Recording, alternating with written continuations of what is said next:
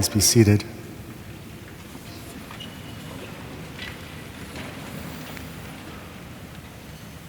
In the beauty of this great cathedral, where the stained glass windows gathers the morning light into meaning, it is easy to forget that Advent begins far away from places like this.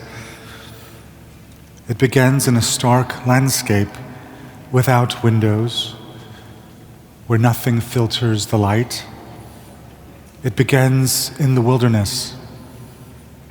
Today's Gospel from Matthew takes us there. The wilderness is not only a place on a map, it is a spiritual condition. It is the place where God's people have for generations learned to hear again.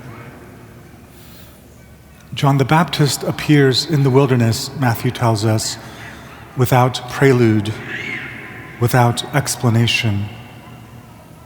His voice is abrupt, jarring, like someone shaking us awake in the early morning dark. Repent, for the kingdom of heaven has come near. Repent because God is closer than you think and is about to break into the world. That is why people go out to John in the desert. They are not seeking an eccentric spectacle. They are seeking the clarity that comes when the noise is finally gone. Advent is often described as a season of waiting. The wilderness shows us it is also a season of stripping back, of stepping outside the architecture we build to protect ourselves from the truth. John is not trying to frighten anyone, he is trying to wake them up. And wakefulness begins with silence. The poet Christian Wyman writes, "Silence is the language of faith." Silence is not what happens when we run out of things to say. Silence is not empty. It is expectant, and it is radical. And this is why Advent feels like and can be an insurrection. To be quiet on purpose and to refuse the world's notifications, the curated feeds, the hot take opinions, that constant hum that upholds power. That is rebellion. The world we live in is not neutral. It is designed to keep us from hearing anything that might challenge us or change us. The wilderness stands in opposition to all that.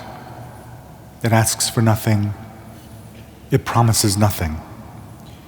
It simply reveals what is actually there. It is the rebellion against the ways we hide from God and from ourselves. Our relationship with silence can be complicated. We often fear it because we experience it as absence or maybe judgment. Cole Arthur Riley names this tension, and she points us to a different possibility. In her prayer that you can find on today's bulletin cover, she writes, "We mistakenly equate nearness with noise. Show us a different kind of divine intimacy, a silence born not of neglect, but of safety and rest." The silence can wound when it is used as erasure or coercion or dismissal. But the wilderness will ask us a deeper question. What if the silence God invites us into is not abandonment, but refuge?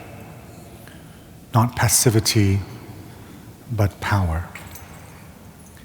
This power is found in the chosen quiet, that is an act of justice.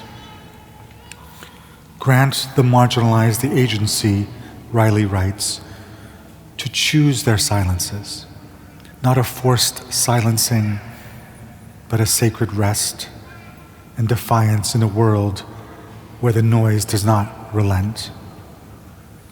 We are invited to practice this sacred silence, the defiance that Mary knew, Mary who kept her story close.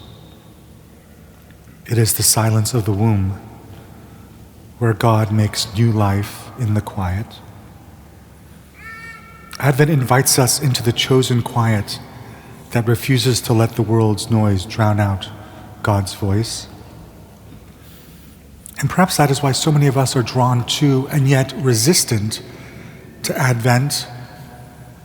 We want God's nearness, but not the silence required to notice it. We want transformation, but not the wilderness that makes it possible. Advent insists the journey begins outside, in the exposed place, in the quiet. The wilderness is frightening. There are no buffers, no windows to filter the light and make meaning of it. The silence can feel like judgment if we are used to drowning out our fear with distracting noise. The wilderness does not lie. It does not flatter. It doesn't tell us everything is all right when it isn't. And this honesty is why the first step of our Advent rebellion is so hard. The silence calls us to let go of illusions we have worked so hard to build.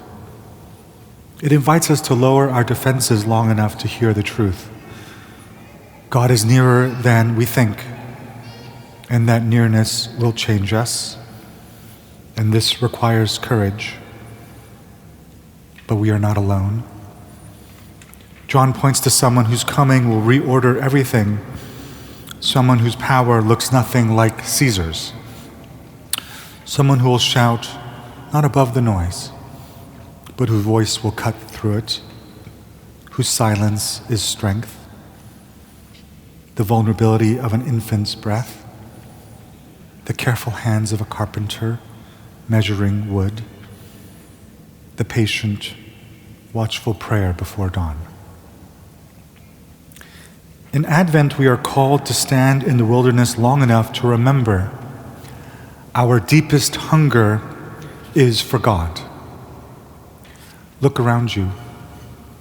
This stone, this stained glass, this great cathedral, it is meant to hold our silence, to echo the wilderness, to remind us of the truth which the world so desperately wants to hide from us. Our deepest hunger is for God. And like people waking before dawn, we come to Advent trusting that the light will come. May we find our courage in God's quiet nearness, the nearness that strips away all our illusions.